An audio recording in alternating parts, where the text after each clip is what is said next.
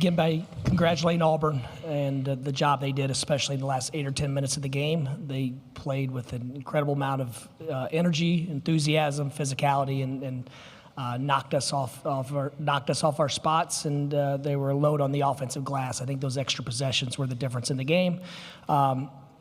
But I want to give our guys a lot of credit too. We really, really grew as a group. This was an awesome team to be around every single day. That it hurts when you don't perform at your best for the last game and put yourself in position to win. But overall, just very, very proud of this group. Let's start with some questions for the student athletes. Please raise your hand if you have a question. All right, down front and then there. Right side, front row. Robbie LaStella, Bracketeer.org. My question's for Vlad. Saw you embracing Dusty there at the end. Can you just kind of reflect on your journey a little bit, coming here with Michigan, being developed at FAU with Dusty, and how that's been for you overall? It's been great. I love all my decisions that I came in. I decided to play for this man, and obviously I can see I got better players than I were before, but probably more important for me is like the emotions I got, the relationship I built, and I wouldn't change a thing.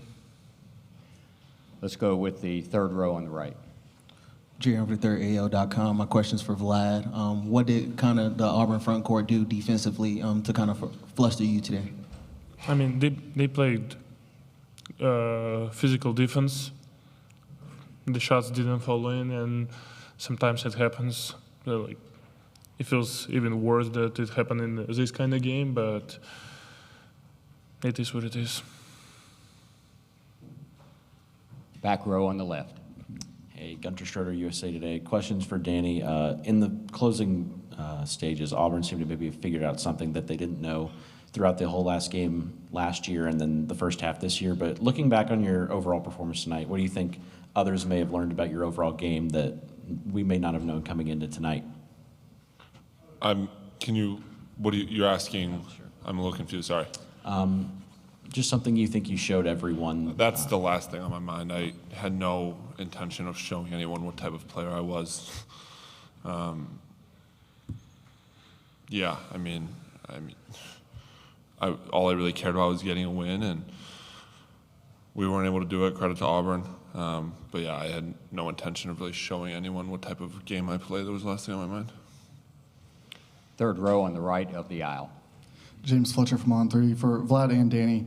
There were a lot of people who had something to say about playing two centers at the start of this season, and I know it's hard to look at right now, but in the grand scheme of this season, what can you say about playing together as a duo, proving a lot of people wrong, and the trust that Coach May put in you guys to run that lineup? I loved every single minute of playing with Danny. He was a great player, but it's been fun. We did something that not many people do, and we did something that me personally I haven't done before, and I think I learned a lot playing by the side with him. Yeah. Sorry. Oh. Sorry. Go ahead. Yeah, playing in Michigan this year was the greatest honor of my lifetime.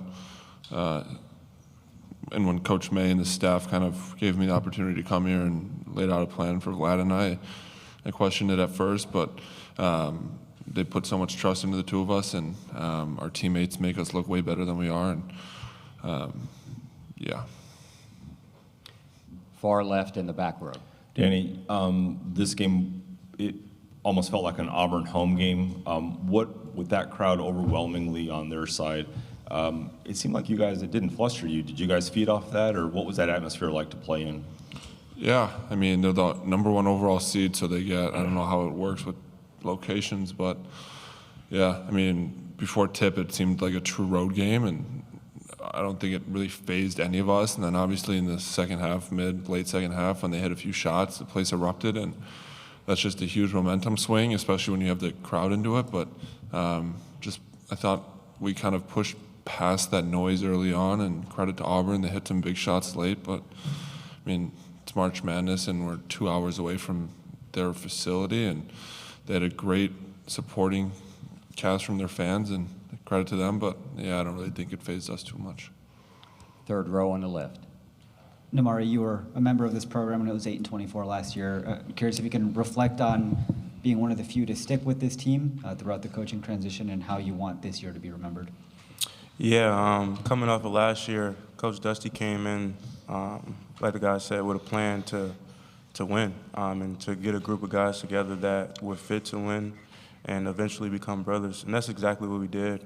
Coming off a tough year last year, us, especially the returns, me, Will, Jace, et cetera, the plan was to rewrite the story and represent the Block M in the right way. And this season was amazing. Not only did we build brothers and brotherhood, but we're going to talk about this, for the rest of our lives, and it's something that we're all going to remember. So I'm grateful to be a part of this group, and I'm grateful to be a part of the University of Michigan as a whole.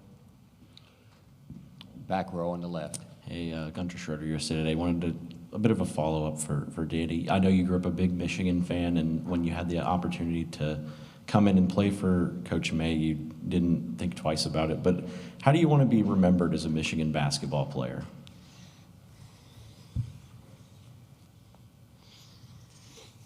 Yeah, I mean, first of all, when I left Yale, I didn't know what my basketball future held, and I knew I wanted to be at this level. And obviously, in the back of my mind, I'd grown up a big Michigan fan, and I sported a ton of Michigan clothes. And after their Final Fours, all I wanted for my birthday was signed basketballs. And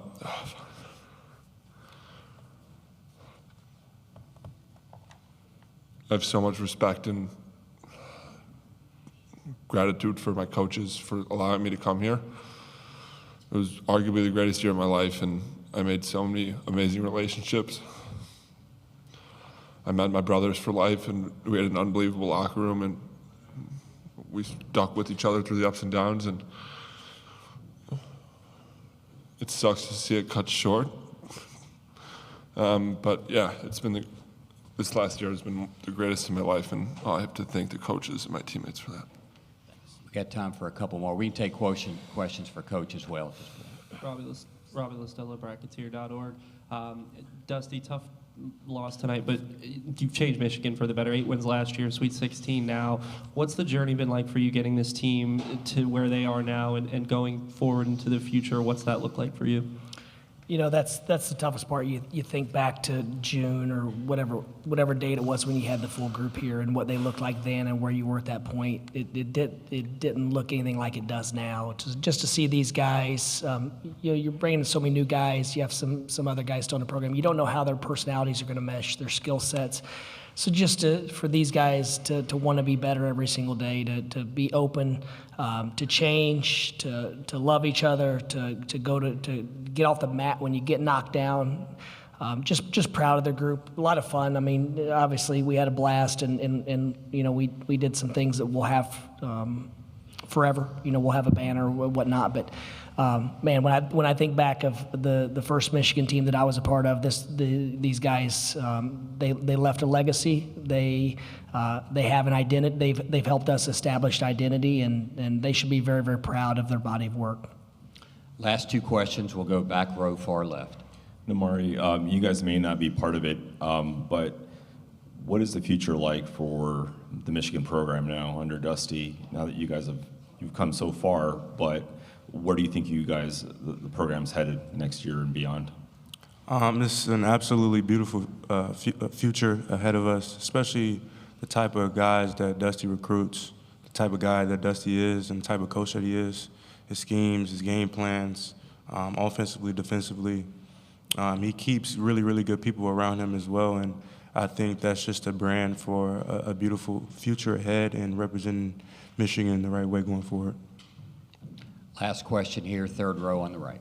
For Coach May, that front court duo that you brought together this offseason, what can you say now reflecting on the season that they had as a duo about your image for them when you brought them in, what you sold them on, and how it played out, and maybe how they reached those expectations or exceeded them along the way?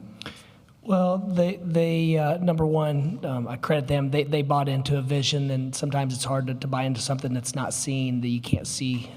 But also they worked. They wanted to figure out solutions. They wanted to figure out the best way to do it, and it starts with just getting really quality people that are good at basketball, and then figure out a way to make it work. And so now my mind shifts to next season immediately. Like, what's it going to look like? How do we replicate the best of this season, and then how do we fix some things so we're still playing for another few weeks?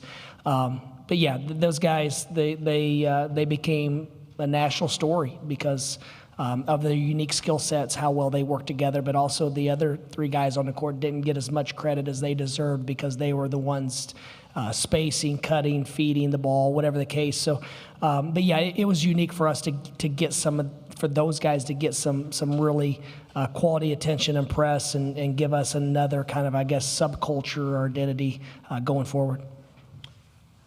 That's all the time we have. Thank you very much, guys. Thank you, guys. Thank you.